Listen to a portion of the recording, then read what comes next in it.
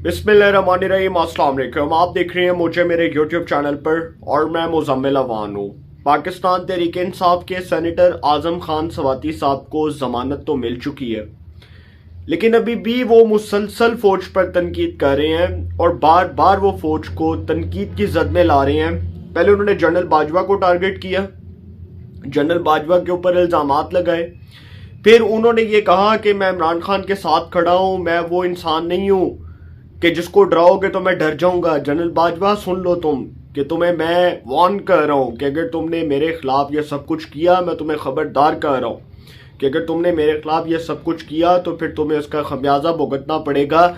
देखें, आजम खान स्वाति साहब जो हैं, उनका फौज पर तनकीद करने का जो मकसद है वो सिर्फ और सिर्फ ये है कि आजम खान स्वाति साहब बेसिकली इमरान खान साहब के कहने पर ये सब कुछ कर रहे हैं।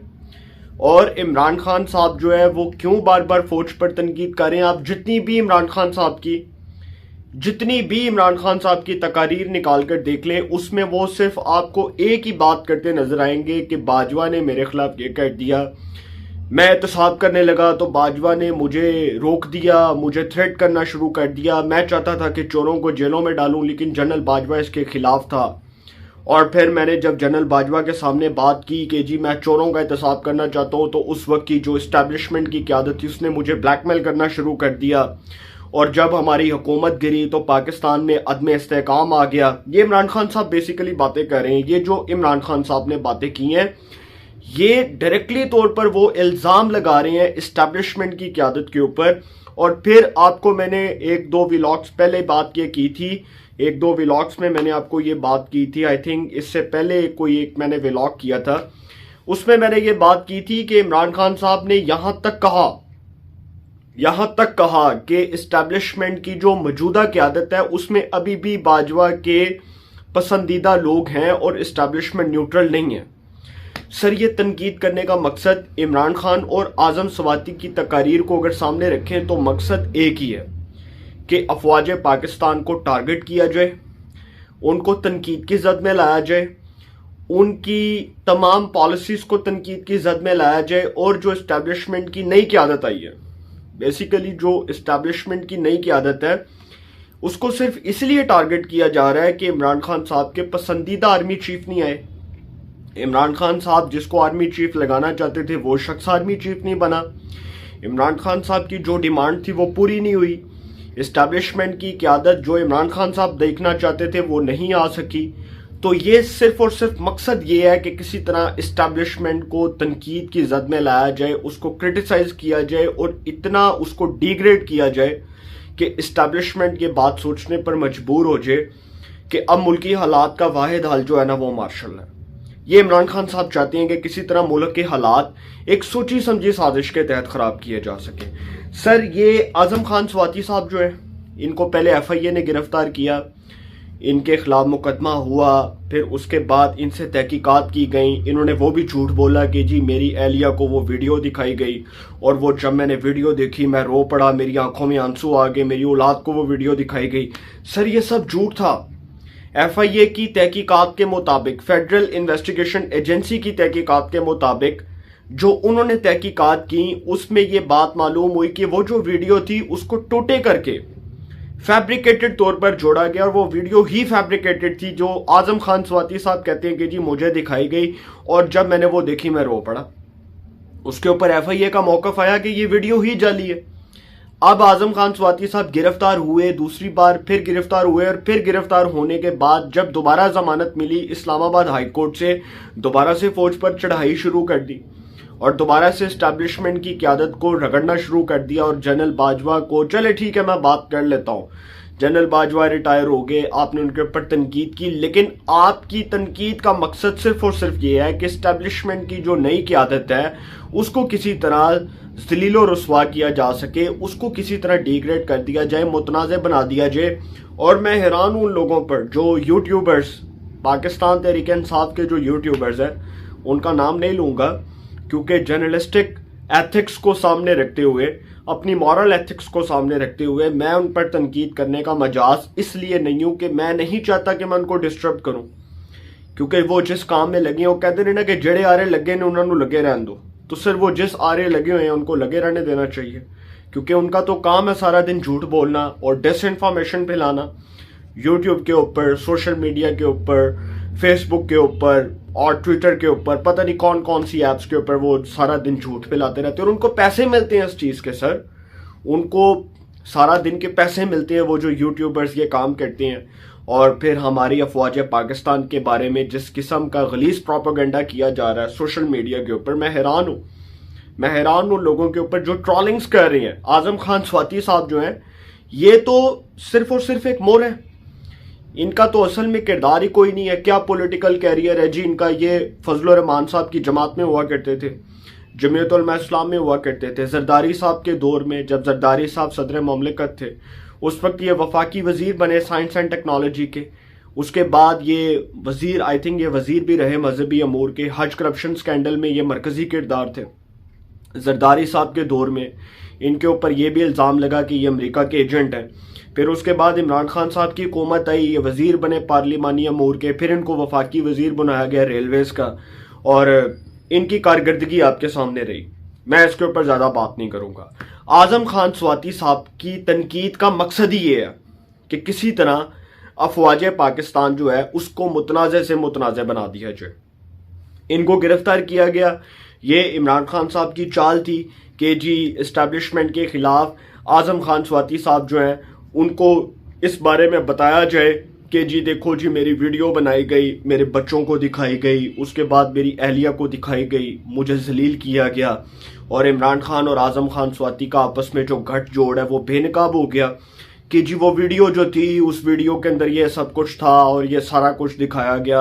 और फिर मैं बड़ा मायूस हुआ, कौम देख ले तो कौम का सर शर्म से झुक जाए। और इमरान खान साहब बेसिकली आजम खान स्वाति साहब को इसलिए इस्तेमाल कर रहे थे कि इस्टेब्लिशमेंट को गंदा किया जा सके, कि देखो जी इस्टेब्लिशमेंट ये सारा कुछ करती है। अब जब नई क़यादत आ गई है तो इमरान खान साहब ने भी उसी टोन में, उन्हीं अल्फाज में इस्टेब्लिशमेंट की नई क़यादत को रगड़ना शुरू कर दिया है। क्योंकि इसकी एक ही वजह है। इन शॉर्ट में आपको एक वजह बता दूं कि जो इंतखाबात होने हैं इस साल अक्टूबर के अंदर 2023 के अंदर, ये इमरान खान साहब को तनहा हैसियत में लड़ने पड़ेंगे। कोई इनकी वकालत नहीं करेगा, कोई इनकी सपोर्ट नहीं करेगा, कोई इनको हाथ पकड़कर वज़ारत उज़्मा की कुर्सी पर, उसके मनसब पर फायज नहीं करेगा, कोई इमरान खान साहब की मदद के लिए नहीं आएगा, बल्कि इमरान खान साहब को तनहा हैसियत में लड़ने पड़ेंगे इंतखाबात। और इसीलिए तकलीफ हो रही है कि ये जो इस्टेब्लिशमेंट की क़यादत है ये न्यूट्रल है। इसने ऐलान कर दिया कि हम पॉलिटिकल नहीं होंगे, हम पॉलिटिकल मामलात के अंदर इंटरफेयर नहीं करेंगे, हम सियासी मामलात के अंदर नहीं आएंगे। तो इमरान खान साहब को पता चल गया कि मेरे तो पल्ले कुछ नहीं हैगा, मैं तो ऊंजी फारग हाँ, खुडे लाइन हूँ। तो इसीलिए सर उन्होंने तनकीद ज़्यादा बढ़ा दी है कि किसी तरह फौज न्यूट्रलिटी को ख़त्म करे, जो न्यूट्रल पॉलिसी है उसको ख़त्म करे, कोई गलत काम करे, कोई गैर आइनी इक़दाम करे और उसके बाद वो सियासत में आ जाए और फिर मेरी जो पॉपुलैरिटी उसमें इजाफा हो जाए और मेरा बयानिया बिकना शुरू हो जाए, मेरा चूरन बिकना शुरू हो जाए। लोग कहेंगे देखो इमरान खान कहता था कि इस्टेब्लिशमेंट न्यूट्रल नहीं है, लिहाजा इस्टेब्लिशमेंट न्यूट्रल नहीं है। बस इतनी सी बात है सर, ये चाहते हैं इमरान खान साहब। फवाद चौधरी साहब ने जी ट्वीट किया आजम खान स्वाति साहब की रिहाई के ऊपर, और उन्होंने कहा कि आजम खान स्वाति साहब की जमानत तो हो गई, लेकिन हमारे निज़ाम इंसाफ के चेहरे पर जो स्याह दाग इस मुकदमे ने लगाया है इसका धुलना मुश्किल है। जुर्म सिर्फ ये है कि ताकतवर लोगों पर तनकीद की जुर्रत कैसे हुई। हर सूबे की अदालत के चक्कर लगवाकर 75 साला बूढ़े शेर की हिम्मत तोड़ने की कोशिशें की गईं, लेकिन वो डट के खड़ा रहा। सर इसमें फवाद चौधरी साहब जो बातें कर रहे हैं ना, वो इनकी हिम्मत तोड़ने की कोशिश की गई और हमारे निज़ाम इंसाफ के मुंह पर तमाचा है। तो सर वही अदालतें थी जब नवाज शरीफ को और उनकी बेटी को इंसाफ नहीं मिल सका। उनकी नवाज शरीफ साहब की अहलिया मोहतरमा कलसूम नवाज साहिबा, अल्लाह ताला उनको जन्नत में जगह दे, उस वक्त क्या हालात थे शरीफ फैमिली के ऊपर और क्या हो रहा था और किस तरह से निज़ाम इंसाफ की धज्जियाँ उड़ा रहे थे कुछ लोग।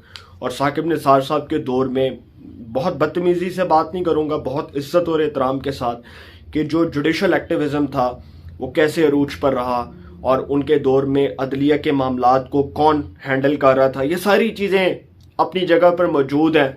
नवाज शरीफ के खिलाफ केसेस कौन बनवा रहा था, फैसले कौन करवा रहा था, अरशद मलिक की वीडियोस किसने बनवाई, अरशद मलिक को किसने मरवाया, बयाने हल्फी जो झूठे बयाने हल्फी जो थे वो लेने की कोशिश की जा रही थी, झूठे गवाहान लाए जा रहे थे, नैब के मुकदमात में देख लो सर, सारा कुछ आपके सामने है। इससे बढ़कर मैं ज्यादा बात नहीं करूंगा, लेकिन मैं आपको एक बात बताता चलूं, आखिरी पॉइंट जो मैं आपसे डिस्कस करने जा रहा हूं, पाकिस्तान तहरीक-ए-इंसाफ अगर ये समझती है, इमरान खान साहब और आजम खान स्वाति साहब अगर ये समझते हैं कि एस्टैब्लिशमेंट पर तनकीद करने से इनकी पॉपुलैरिटी में इजाफा होगा, तो सर मैं आपको ये बात लिख कर दे रहा हूं, कंफर्म कर रहा हूं और सिग्नेचर्स के साथ ये बात लिख के दे रहा हूं, अक्टूबर के अंदर मेरा ये व्लॉग उठाकर देख लीजिएगा, पाकिस्तान तहरीक इंसाफ का आइंदा आम इंतखाबात में वाइट वॉश हो जाएगा, सफाया हो जाएगा तमाम सूपों से। ये बात मैं आपको कंफर्म कर रहा हूं। अगर ये इस्टेब्लिशमेंट के खिलाफ यही सारा कुछ जारी रहा और यही तनकीद का तसलसल बरकरार रहा, तो सर फिर इमरान खान साहब अपनी जमात समेत मलिया मेट हो जाएंगे और इनकी जमात जो है वो इसका सफाया हो जाएगा, वोट बैंक जीरो हो जाएगा। आप देख लें, जिसने भी पाकिस्तान में एस्टैब्लिशमेंट को ललकारा उसका क्या हाल हुआ आपके सामने है। तारीख उठाकर देख लें, जो अभी तक हम बच्चों को जनरल नॉलेज की किताबों में ये चीज़ें पढ़ा रहे हैं, हम मुतालिया पाकिस्तान की किताबों में जो बच्चों को ये चीज़ें पढ़ा रहे हैं उसमें ये चीज़ें मौजूद हैं, उसमें ये तमाम चीज़ें लिखी हुई हैं। और इमरान खान साहब जो हैं उनका हाल मैं देख रहा हूँ कि बहुत बुरा होगा, उनका बेड़ा गर्क हो जाएगा उनकी सियासत का, अगर उन्होंने एस्टैब्लिशमेंट के खिलाफ अपने इस बयानिए को और अपनी इस रविश को ना बदला, तो सर फिर इमरान खान साहब कहीं स्टैंड करते आपको नजर नहीं आएंगे। ये बात मैं आपको कंफर्म कर रहा हूँ। और अगर वो समझते हैं कि जी उनकी एस्टैब्लिशमेंट के ऊपर तनकीद से उनका वोट बैंक और उनका बयानिया मजबूत होगा, तो सर वो जीरो हो जाएगा। आप इंतखाबात में देख लेंगे और मेरी खबर सच्ची साबित हुई कि जनरल आसिम मुनीर साहब जो हैं वो पाकिस्तान के नए आर्मी चीफ होंगे। आज से 8 महीने पहले मैंने ये खबर दी थी, अब मैं फिर खबर दे रहा हूँ और एक और खबर दे रहा हूँ कि इमरान खान साहब तोशाखाना केस में भी नाहल होंगे। आप देखेंगे कि उनके साथ क्या होगा। अपनी राय का कमेंट्स में ज़रूर इजहार कीजिएगा। इंशाल्लाह एक नए सेगमेंट के साथ फिर मुलाकात होगी। अपना बहुत ख्याल रखिएगा। अल्लाह निगहबान।